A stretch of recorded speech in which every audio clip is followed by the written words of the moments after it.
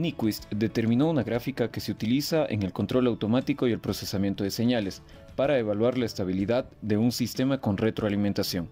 Se representa mediante un gráfico en coordenadas polares, en el que se tratan la ganancia y la fase de una respuesta en frecuencia.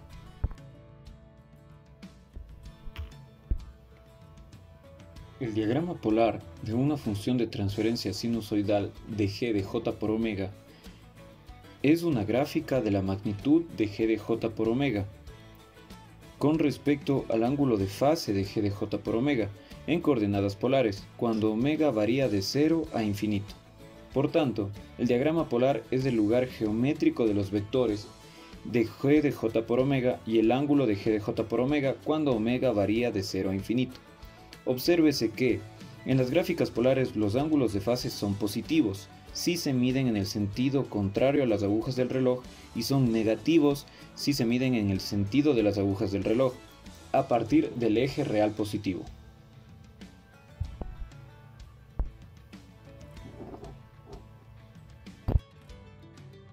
Como ventaja, tenemos que al utilizar un diagrama polar se representa en una sola gráfica las características de la respuesta en frecuencia de un sistema en el rango de frecuencia completo. Y como desventaja tenemos que el diagrama no indica en forma clara la contribución de todos los factores individuales de la función de transferencia en lazo abierto. Factores integral y derivativo de j por omega elevado a la más menos 1. G de j por omega igual a 1 sobre omega con un ángulo negativo de menos 90 grados. Factores de primer orden de 1 más j por omega más t elevado a la más menos 1.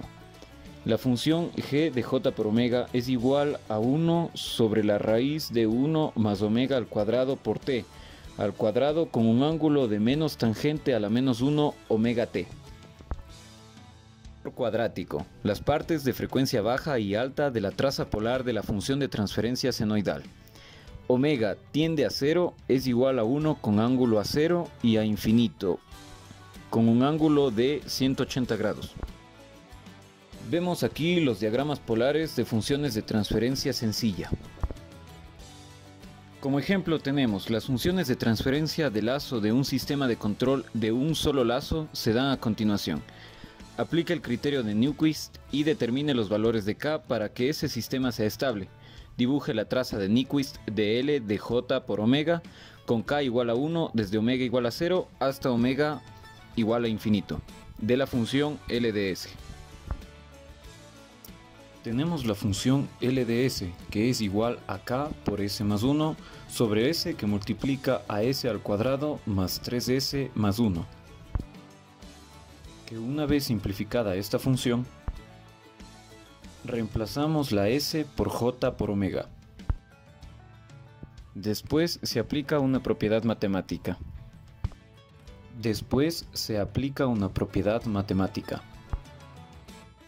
Para así evaluar los límites según las propiedades de la traza de Nyquist. Y reemplazar la parte imaginaria.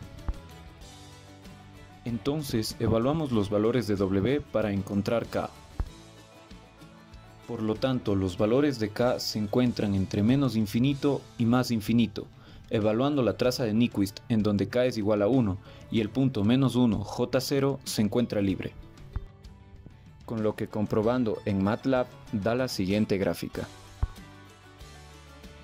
Teniendo la función de L de S igual a K por S más 1, multiplicando por Euler a la menos S y sobre S que multiplica a S al cuadrado más 3S más 1. Para después simplificar la función, reemplazar el valor exponencial por un complejo y simplificarla también. Después de aplicar una propiedad matemática, evaluamos los límites según las propiedades de la traza de Nyquist. Y reemplazar la parte imaginaria. Y evaluar los valores de omega para encontrar K.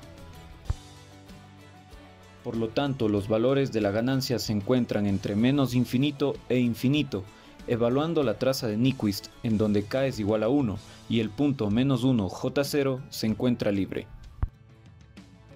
Con lo que comprobando en MATLAB da la siguiente gráfica. Por lo tanto, el diagrama de Nyquist es simplemente una técnica que permite detectar, mediante la construcción de un diagrama, la presencia de polos en el semiplano derecho, responsables de la inestabilidad de una transferencia, por lo que se presenta en una sola gráfica la respuesta frecuencial del sistema para todo el rango de las frecuencias.